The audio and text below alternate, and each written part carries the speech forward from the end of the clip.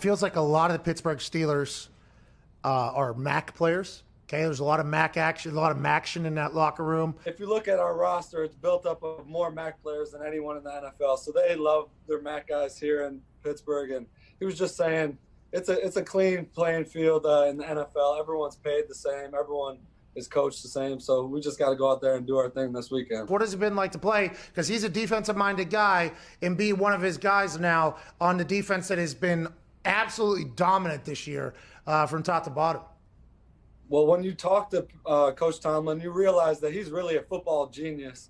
He looks at the field of all 11 players, and he puts himself in the situations that we are going to be in. So he understands matchups, personnel, and I just love playing for him because he's such a player's coach, and he understands the wants and needs of his players and gets it done. Welcome to MAC Football Forever. I'm Alex Alvarado. That's Caleb Carter. Caleb, we are at the midway point of the season, which literally this is usually the week where it's the end of the year, but 2020, we're at the midway point now. For some, a couple schools still have to get to their respective third games of the year, but whatever. How are you feeling about the season so far? I know we have to bite our tongue a lot because 2020, but how are you feeling anyways? Been a lot of stupid stuff, but all things considered, we've gotten some pretty good football so far. The first week was pretty stoked after how that went down, and week two, some more blowouts, but still good football. And treated to another couple really solid games. Central and Western, obviously, we talked about already. Go check that review out on the channel if you haven't watched it yet. I feel like we're pretty lucky to be at this point, even though we've only had one canceled game. We expected one, but did you kind of think at the same time? Because this is kind of how I feel that it's still just one, it's one, but it's still about three fewer than I expected to not be played. You know what I mean? Yeah, I guess I just didn't know. We already have a short schedule. The MAC has, for the most part, kind of been on top of the protocol. It seems like they were, they're the first one to be kind of careful at the beginning and one of the last to come back. And I guess it makes sense in hindsight that they've kind of been better about it, but. Still not going to be surprised at all if there's a week where we get 2 or 3 cancellations and you just can't do anything about it. Yeah, and especially, we said in the last episode, but when, the Michigan, Gretchen Whitmer put on the emergency powers that she did last week, felt like the MAC would not have football played in the state, but because of the rapid testing that the MAC and other college programs have, got to include the Big Ten. They don't get enough shine on here. People don't talk about the Big Ten enough on here. I guess we have to be the leaders and the best to do that. Because of the rapid testing that the college programs do have, they're able to keep playing football, and also the money, but they're able to keep playing their football games, which is fun for us because that means we have things to talk about on youtube.com. Hashtag blessed, I suppose. Hashtag blessed is right. I have a few minutes here on the timer. We have 5, not 6 games to talk about because the Battle of the Bricks was canceled, though. Caleb, as soon as you start introducing let's start with Bowling Green Buffalo. Let's get that guy out of the way. Let's get this record-breaking performance out of the way from Jaret Patterson first. As soon as you start talking about that game, I will start the timer on my end, and we will breeze through all the games before this timer goes off. Well, just for starters, let's just talk about how after what Jaret Patterson did to Bowling Green last year, they allowed it to happen again. So it's not like it's any secret what the game plan is going to be going into this game. They're going to get the ball in the hands of their 2, all conference caliber running backs, and they're going to pound the crap out of you, especially. Yeah, but conversely, and not to sound too mean about it, but I have to go there. Bowling Green knew what was being thrown at them. Jaret Patterson. Buffalo knew what was being thrown at them. Bowling Green's defense. There's no reason to redirect the plan of attack when you know that Bowling Green's on defensive line and linebackers are there. So we aren't changing course now. Absolutely not. But still, not everybody's rushing for 15 miles against Bowling Green on average. Jaret Patterson is, and he rushed for 301 yards? Is that a school record? Yeah, 301 yards, 4 touchdowns, 31 carries. I don't know if it's a school record. I can't remember off the top of my head. Brandon Oliver had some really good games too, but Patterson's, according to a story from Rachel Lindsay of the Buffalo News, Patterson's the first back to run for 300 in a game this year, and there's been 13 players who've rushed for 300 yards in a game in the MAC in its history, which is nuts. Well, I have to check the record books later. I mean, that'll spark our own conversation about just how good has Patterson been. Is he the tippity-toppitest? But I mean, what else do we even need to discuss about Buffalo and Bowling Green? Nothing. Let's talk about the wagon wheel. The wagon wheel. Kent State tied its school record with I really have to clear my throat here for this really nice statement I'm about to say. 69 points. That's how many you want. I could choose how 69 many points against the Zips. If I could choose how many points I was going to score going into a college football game, that'd be the number. They've scored no fewer than, 27 against Eastern, 62 against Bowling Green, and then 69 against Akron. I don't know if it'll linger into week 4, but let's focus on the wagon wheel because, it was a very, very fun game in the first half, If you went to bed right after the first half, that's the perfect time to do it. But it was a tight game. Akron played up to Kent State's competition. Tion Dollard had a 200-yard day, first in school history since 2008. So big performance for Akron for a lot of reasons. Sure, they lost by a lot, but they put up a lot. They put a lot more points than I expected Akron to put up in any single game this year. Yeah, and that was Akron's highest-scoring game. That was almost that was their highest-scoring game since 2018 because last year Akron was able to put up 29 in a loss to UMass. Scoring 35 in a conference matchup against a decent Kent State team is obviously a sign to be excited, but I mean, at the end of the day, they're still going to be a little salty about surrendering a nice burger there. Yeah, and there is some tangible things, moral victories suck, but there are tangible things to go back on if you're Akron to say, hey, this is stuff to build off of. I said the run game, but 21 first downs. 21 first downs is a serious team accomplishment. Sure, you got it mostly done because of Tion Dollard, but also because Tion Dollard has blockers, right? I mean, and Akron space. Couldn't pass it open to run, so. There was actual open space between the tackles. That's not a thing we've seen a lot of from the Zips. So there's something working there. Something they're doing in practice every day is working. Speaking of a lot of open space, Kent State, and I'm not going to be stingy here because Xavier Williams finished with 97, but I'm going to linger. I'm going to put him in this group too. Kent State pretty much had 300-yard rushers for the day. Mm-hmm. That's a lot. And Kent State, we talked a lot about how they're excellent in the air, and they were. Dustin Crum was 17 of 17 in the first half, finished with only 3 incompletions out of 25, 3 touchdowns, almost 350 yards thrown to a bunch of dudes. But he carried the load running for 104 yards. Marquez Cooper, true freshman, 107 and 3 scores. Xavier Williams, like I said, ran it for 97 yards. He would have gotten to 100 if the field was long enough, had a score himself. Kent State's getting it done through the air, on the ground, a lot of different ways. Sure, it's against Akron, but, I mean, Kent State wouldn't be doing that if they couldn't pull it off. And they're built to do that, and it's going to be fun to see if they can keep hightailing it into next week, because next week is when they're going to have all 3 of those guys perform just like that again. Oh, yes. Most certainly. And you don't expect them, and this isn't a preview show, but you don't expect them to rush for 7.6, 8.0, 9.7 yards per carry against Buffalo's defense. But heading into this week, you're feeling pretty good about yourselves. The outlook of Akron football right now, even after a 34-point loss, has to be a huge leap above where they were even at 2 weeks ago. Because coming off of, a game where they were competitive against Ohio, they outgained Ohio, they head into a rivalry game matchup, see the type of offensive production they haven't seen in 2 years. It's some type of sign saying, hey, we're doing something right. You know who needs more signs to go right is NIU. You know who else is Ball State. Sure, Ball State won 31-25, but I mean, it wasn't. I mean, you only won by 6 to NIU. I mean, Ball State is right now to me. Ball State is the most where I thought they would be team of the conference. Just keep going back to our first episode and listen to whatever we said then. It's always going to be true. we're just going to keep going. They are who we thought they were. They are who we thought they were. Essentially. But it's still fun to marvel about how big a boy Caleb Huntley is. We can always do that. Yeah, he's great. Love that for them. I don't want to hang on to this game for too long, but I do want to point out, even though we could say it later, Johannes Tyler, that's a guy who's better than I thought he was heading into the year. Definitely. Toledo, Eastern Michigan. This is another quickie.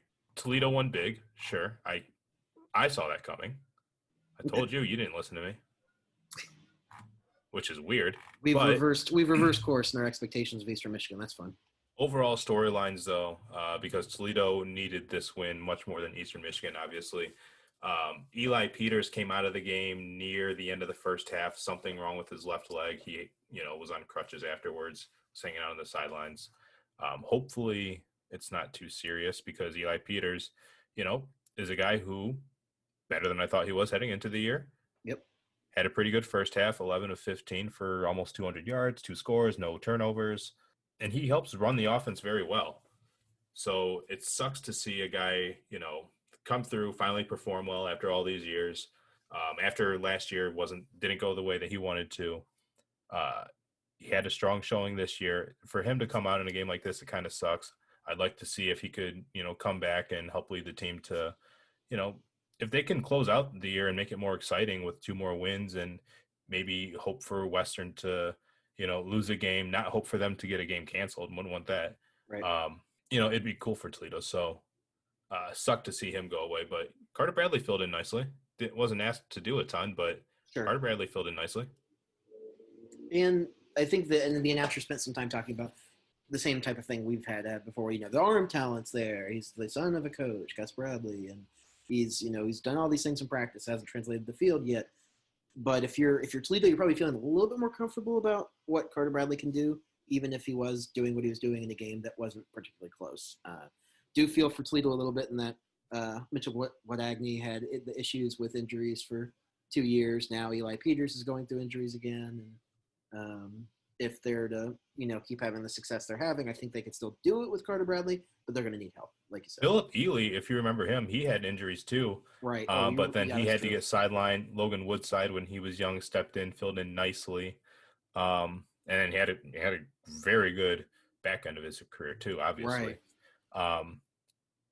Toledo, for whatever reason, that's a good point you bring up. Like, they've had a lot of injuries at quarterback. Even before Ely, there was the one game against NIU in 2012, 2013, 2014, something like that. Maybe that's still Philip Ely, where they had to go down to Dwight Macon at quarterback.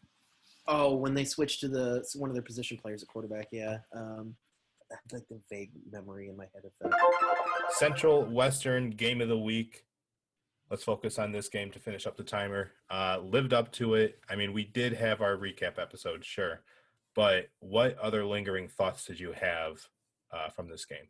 Part of me is still just kind of wondering how the different offensive packages are going to continue to be used for Central Michigan in the future. Pimpleton obviously got the chance to, with some direct snaps. Kobe Lewis did too. Nichols did as well, I believe. And they obviously didn't have any problem scoring after falling behind 24. But I am curious what types of looks they're going to give here in the next couple of weeks, especially if Daniel Richardson's still banged up. Richardson obviously didn't have the type of game they would have liked him to have had, but he was also hurt. So I am curious to see if Central can win out. I think it's entirely plausible for them to do so. And but we're looking at Western. We're still looking at a team that's just eye-popping every week now on offense. Western's defense played very well and got to Daniel Richardson 4 times without Ali Fayyad. And Central, Central's not like Stanford or whatever the gold standard of college football O-line is. I don't really know but Central still does a good job of getting and recruiting offensive linemen year in and year out. And to have that kind of performance against Jim McElwain without your star players is really, really something. Total tackles for loss behind the line was 9, and it came from 1, 2, 3, 4, 5, 6, 7 different players. Yeah, and I think that is the difference a lot of weeks. Now, I want to be accurate and say that Western's defense was pretty good for a good portion of the game. They let off at the end and showed some things you really don't want to see against the run. But that's 2 weeks in a row. They've had a ton of guys get in the backfield. And it makes a difference in a close game when you're continuing, even facing good teams that are explosive and create big plays, just putting them behind the chains like that, like Western does every week. That is kind of the difference in some of these high-scoring games. Mm-hmm. Caleb, we're going to talk about a couple things, and then we'll end things with our helmet stickers. I have a topic. You have a topic. I'm going to get to my topic first, though. Okay. Because I kind of brought it up on Twitter, and you were like, hey, whoa, hey. And I asked you at the end of the Central Western episode, and you said, hey, whoa, hey again. And I'm going to say it here, and I'm not going to let you say those words again. I'm going to ask you this question again. Who is your favorite to win the MAC Offensive Player of the Year, and why? You have to keep in mind, one, when I asked you last time, you're like, well, I'm not going to pick a midway guy. Well, what if COVID happens and you have to? Because you absolutely have to. I'm only taking into account whatever I see this year. I know whatever hype I can give these guys for what did it end up being, like a 10-month preseason this year, essentially 11-month preseason. Yeah. I know the hype that I could give Jaret Patterson and all these other guys and Caleb Huntley that have been star players over the years. But for me, my answer, and I'm going to say my answer before you get to your answer, even though I asked the question first, my answer is D. Eskridge. D. Eskridge, to me, is the front runner to win the Offensive Player of the Year award. But for you, it's someone else. Yeah, for me, it is still Jaret Patterson. I think not the wrong answer. That's not the wrong answer. He's very good. I think Buffalo, even knowing what they have in Marks, I think they're a different team without Patterson. I don't think that offense is putting up 40 points every week when they can be a little bit more keyed in on stopping somebody without extra worldly freaking talents for the MAC. So saying that, I know that D. Eskridge has extra otherworldly talents for this type of league. I think there's a stronger argument right now that Eskridge could be your player of the year if we stop right now. But I also expect Patterson to finish stronger than I expect Eskridge to. Oh, yeah. I mean, it's easier to, be fed the ball when you're just getting handoffs. And right. You're asking a lot for, to be on the receiving end of it. We don't want to discount Ellaby either because Ellaby should be in this conversation, actually. For the year, Ellaby's completing 68% of his throws. His yards per attempt, do you want to guess his yards per attempt? I would venture to guess his yards per attempt is about 12 by now. Close, 14.3. Decent. 11 tutties, 1 interception. Sure, one of those defenses he had to go against was Akron. But Akron, 1, is better than we thought they were. And 2, he's kept it up through Toledo and Central. 2 defenses and 2 teams that we all recognize as more talented, right? True. If he keeps up his pace, if Patterson keeps up his pace, if Eskridge keeps up his pace, I mean, I got to think that Ellaby's got to be in this conversation, right? And it's not just Eskridge he's throwing to. He's making names for Jalen Hall, and even without Sky Moore, he's still doing well. Yeah, Ellaby has a stronger case than really about anybody else in the conference. I think Huntley has a good case, but I think that the stats that Ellaby's putting together, given how he's distributing football right now and basically leading that dynamic offense, kind of makes the case for him as much as anything. Mm-hmm. I think Huntley is more of just like me watching Caleb Huntley. I fall in love with the way he runs the ball, and obviously the stats are great. But I think based on some of the stuff you've said, Ellaby probably would be stronger in that case right now, based on what they've done through 3 games. Yeah, I mean, he in his 3 games he surpassed 100 each time. The one thing, let's just throw the anchor down for Jaret Patterson's case first, and then we can move forward. The thing that would be holding Jaret Patterson back, I believe, is the Miami game, and that's not a diss on him, but when you have the ball for 20 carries, only 73 yards, and somebody else 100 some odd yards for the game, sure, you still score twice, but that's still not 100.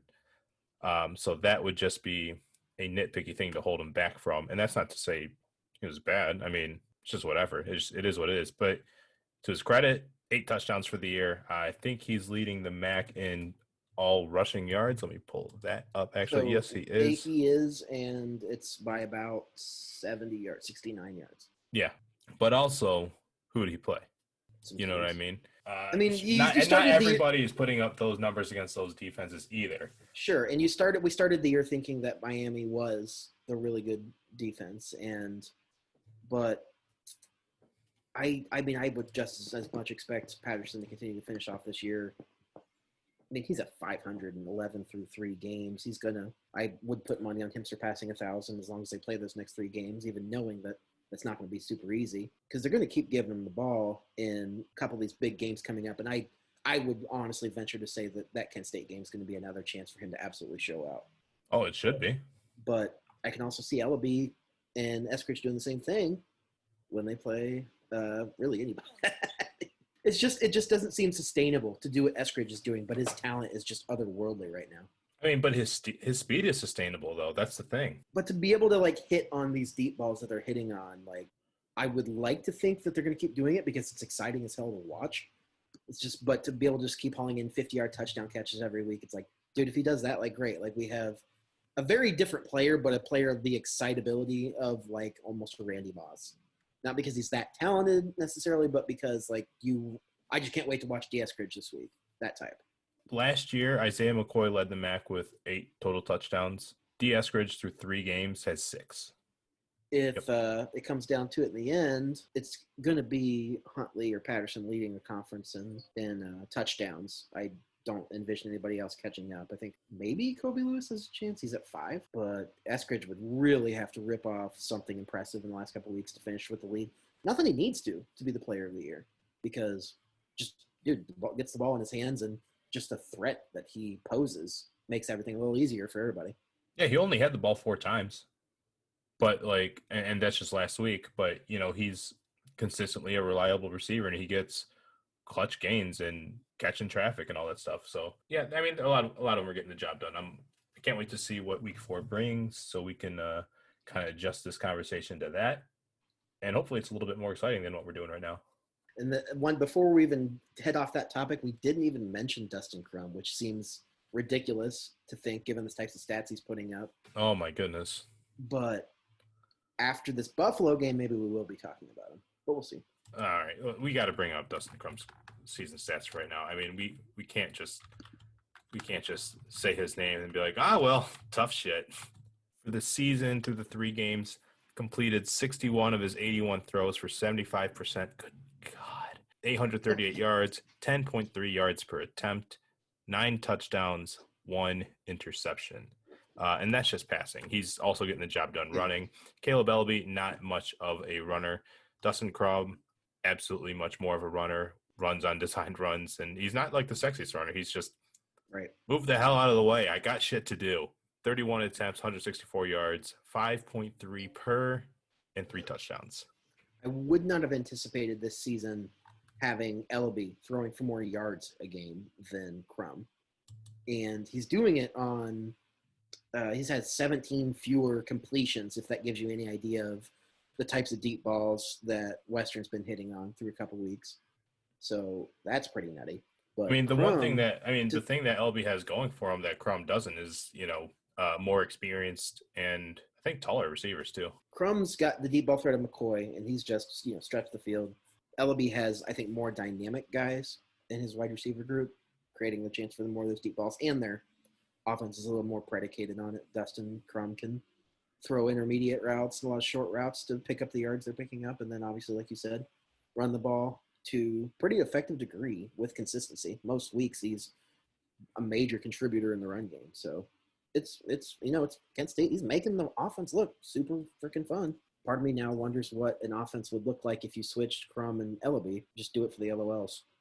So after about 3 weeks, we kind of have a chance to look at this conference and say, what are we seeing exactly that we didn't expect to see, or that just the biggest surprise, anything along those lines? And for me, it's a couple of things. So, I mean, I've got a couple ideas of what I think are some of my biggest ideas. Anything stick out to you immediately, Alex? Eastern's 0-3. I didn't see that coming. Sure. I mean, if you look at our preview episode, you can tell Alex is telling the truth. He predicted a four-way title share. For me, there's a couple of things, and a lot of it originates in the MAC East. And, I mean, just for starters, what might be the biggest shock to me of all is already how much Akron's run game has progressed. And So much more. I mean, if you checked out the MAC Football Forever Twitter account during the Wagon Wheel game the other night, you saw just how much we're just, like, salivating over Tion Dollard and what they're able to get done up front. Like, I mean, what is it like? I mean, Alex, like, I mean, you were describing it on Twitter. Like, what is it? How do you even describe the way that Akron runs the ball this year compared to last year? How many times in Akron's history do you think that they've had a 200-yard rusher? I bet it's like twice. It's actually much more than that. The answer is 17. Oh, okay. 17 times they've had a 200-yard performer. One guy did it 4 times. Oh. Thrice in the same season. His name's Mike Clark, and he holds the school record in rushing yards per game, as you could probably assume. I looked at the list of like all the 200, 100-yard rushers in Akron's history, and I'm like, wow, Mike Clark is listed early and often on this list. Yeah. I wonder if he's the school rushing leader. He probably is. Yeah. But in 86, he did it 3 times, 200 yards. 255, 229, and 220 yards against UCF, Tennessee Tech, and Youngstown. It doesn't happen very often, 200 yards, and it's an arbitrary number, but sure. Holy hell, man! I wonder if Tion Dollard could be like the next Mike Clark there. So Alex has expanded my knowledge of Akron running backs, considering I think I knew Jawan Chisholm, and that was about it. Nope, Mike Clark is the guy you need to know about. The 80s, man. Remember that, folks. So running to the next point, Miami's defense, I know we didn't get to see them play against Ohio. I am curious what that might have looked like. But through 2 games, underperform against Ball State and just kind of lay an egg against Buffalo. No, I mean, yes, did they slow down Patterson a little bit? Yes, but Van Treese absolutely tore them up. And so Miami's defense, for me, is a little bit surprised. I don't know how much in the wrong direction, yeah. Right. But even on those lines, just to keep us moving, but Van Treese was my next surprise. Well, I want to give you a number though. How bad do you think Akron's defense is in terms of yards per play in this conference? Where do you think they rank this year? Akron's defense? Did I say Akron? I mean, because they're playing like an Akron. Miami's defense yards per play, I bet they are like 10th right now. Oh, so close. They're 11th. They're just above Akron. Huh. 7.4 yards per play given up this year so far through 2 games. Yeah, but still, I mean that's still like a lot. Speaking of 2, that's where Miami ranked last year in this category. 2nd in the league at 5.2 to 7.4. 2 yards, but that's a lot. I mean, and I'll say, I can expect that number to come down, and you should expect that watching Miami, what they have on that defense. Right, yeah. Because they've played Buffalo, and they've played Ball State, both teams with decent offenses. So you should expect it to come down. That said, what Van Treese did to Miami was just dirty and kind of elevated. Embarrassing. Yeah. But it also, in my mind, elevated what I thought of Van Treese, even though I didn't know what to think about Miami's defense versus Buffalo's offense after that game. All I know is one team that we thought was on similar footing as the other got blown out. And I think a lot more people are going to start recognizing Van Treese because his efficiency numbers have continued to be really good. And that's something that that pops up in the PFF rankings and all that stuff if you put any stock in that or whatever. But Van Treese has been getting a little bit of hype just in terms of the analytic type people on Twitter. So a little surprised at how efficient he's been so far. Is Van Treese going to be the reason that Buffalo wins or loses the Kent State game though? I doubt it because I don't think that they have to win an aerial attack to beat them, but he could make some big plays. You'd expect that. Moving on from Buffalo is as much time as we've spent talking about how impressive Eskridge is. I think we knew that he was just supposed to be kind of like this athletic hybrid freak. But at what point is it still shocking to see how much beyond those expectations he's exceeded it? Western fans knew how good he was, right? They knew how athletic he was or how versatile he was. I doubt Western fans realized how good of a wide receiver he was because I don't think anybody saw how good he was. Because you got to remember last year, He only played the 4 games, and then he sat the rest of the year early. Right. So it's not like we got to see him too much as an upperclassman. And this year he's just making confident acrobatic catches in traffic. And that's not a form of Eskridge anybody saw before. Everybody just saw, another track star on the team that, could play one of two positions. And he is killing it at wide receiver. Killing it. So he needs draft hype. Like, I don't know how to measure that other than tweets, but he needs more of it. Somebody's going to evaluate him and go, we have to turn him into a playmaker at this level because we're missing out on something if we can't turn somebody with this type of talent into something. But I mean, that for me, that's a surprise just because of how far beyond those expectations folks might have had for him, but he's playing at. The last thing, one last big surprise for me is Central Michigan. Finally, this week, we saw them trying to get the ball in the hands of Cleo Pimpleton. And with the freshman quarterback that they've got and Richardson being hurt, that wasn't necessarily the case for a few weeks. We saw him throw the ball down the field a little bit against Ohio, but just for me, it's just why is Khalil Pimpleton, who's one of the best athletes in the conference, not getting football more? I think there's a lot of things that McElwain and that offense like to do in terms of just mixing it up a little bit. They saw some wildcat this past week, some more creativity. For me, it's just how do you not get the ball into the hands of Khalil Pimpleton more? And that, for me, has been a surprise so far in the West. All right, Caleb, let's close things out. We already kind of went over some of the individual performances. I have them all up on the screen, so we don't have to read them all off. People can read that themselves. But who kind of stood out in the department of names that we haven't kind of brought up yet? And who was getting some helmet stickers more directly of a question? It's time for helmet stickers. Helmet stickers. So starting off with helmet stickers, let's just go Bubba Arslanian, that dude, racking up tackles still. Tion Dollard, obviously, 200-yard game. First time that's happened in a while for those guys. Tony Grimes, a wide receiver, obviously finding a connection there with Gibson. And then A.J. Watts, cornerback for Akron as well. Ty Evans, he had a nice performance. He's a young running back. One of these days, we're going to have to talk about who's carrying the ball for Ball State because Caleb Huntley's going to have to graduate. Ty Evans, 5 carries, 60 yards, had a 46 for a long. Yeah, go out there and perform. He's not going to get his number called a lot this year, but did a good job against NIU. Justin Hall does a little bit of everything as he does every week. Keeps it simple. AJ Uzo-Dinwa made Ross Bowers look stupid. Yeah, that's the thing. Took a long interception. Caleb Huntley goes over 100 yards again.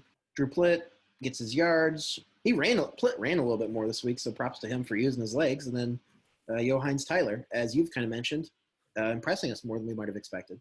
Yeah, he's, looks strong, looks confident. I wonder what his 40 time is. I want to give him some draft hype, but I need to see some more speed out of him. But strong, confident guy, and his catches are all hands. Over in Kent State, though, Marquez Cooper, he's been he's not a guy that we've been talking about a lot, but he's a true freshman running back. This is true, but he is thundering through the O-line at all times, and he is a big reason why Kent State's having the success it's had. I think they'd be 3-0 anyways, but Cooper's still doing a lot more than I expected any true freshman running back to be doing right now. Dustin Crum, starts the game 17 of 17 against Akron, continuing to do ridiculous things efficiency-wise.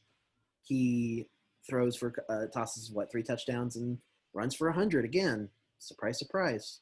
Puts up 69 on Akron, nice.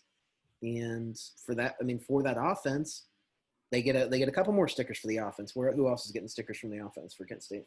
Deshaun Polk, he did good. Xavier Williams, we talked about them earlier. Oh, yeah. I'm going to move out of there. I'm done talking about Kent State. Toledo, Jamal Hines, I have him bolded down here. I don't need to talk about too much about Toledo because they all did really well. But Jamal Hines had the one pick six, and that's when you knew things were going to get ugly. As if things weren't already ugly. Yeah. He gets it for putting the turnover chain on and mean mugging the camera. That was my favorite part of the game. Mm-hmm. And really, like Toledo, like that whole game, I didn't say it earlier, and I said it to you in the DMs that Toledo torched Eastern with its QB2, wide receiver 3, and RB4. And so for that, you just got to dig down deep in the depth charts and be like, okay, you guys are getting the helmet stickers. Just Toledo things. And for Western, we already said, some of the receivers on there, but some of the defensive players like Ralph Holly and AJ Thomas, they did really well for themselves. They made a lot of plays in the backfield. Like I said, that was the difference in the Toledo game. It helped to be a little bit of the difference in the Central game too. The defense is going to be a big reason why, they stay in and win games with or without Ali Fayyad. Other guys for Western, obviously the offense continues chugging along. Sean Tyler, Ladarius Jefferson obviously had great games. 1-2 punch has been fantastic for them. And paving the way has been Mike Caliendo, an offensive guard. He was a first-team returning All-MAC guy from a year ago, and Western's offensive line continues to look absolutely incredible. So well-deserved bunch of stickers for the Broncos. Rounding up our helmet stickers, a couple losing efforts. Darren Andrews, linebacker over there at BG. Give them some credit, I guess, but, defense hasn't been super great there. Julian Ortega-Jones continues to show some good things, as well as do some other young receivers for the Falcons. Eastern Michigan, Terry Myrick had a pretty decent game, racked up some tackles and a sack as well, a fumble recovery with the forced fumble. Say probably give one to Hassan Beydoun, who's continued to produce for those guys. NIU, obviously things haven't looked super great, but I think deserved helmet stickers to guys like Harrison Whaley, true fresher, super speedy, or true freshman, super speedy guy. Guys like he and Trey Rudolph are getting some things done, at least showing some promise for the future if you're NIU. And then another sticker to a guy like Jordan Gandy, 11 tackles at cornerback for NIU. The other night, he's a DeKalb kid, originally went to South Dakota State, came back, and now he's starting for his hometown college. So that wraps up our helmet stickers. You get a big old smack on your helmets. So congrats to those guys. Caleb, let's close this thing out. We already know that the Kent State Buffalo game is going to be the MAC East game to watch. But in the West, what's the number one game you're going to be watching? I mean, I'm really not as interested this week. Ball State Toledo still interests me because Toledo still needs to win going ahead. And if they can't, hang some points, it'd be nice to see if Carter Bradley's the starter, if he comes out and take care of business, because if he's not doing it against Ball State, this is the kind of topic we've discussed before. If Bradley doesn't look good against Ball State, then should we expect him to have any good games the rest of the year?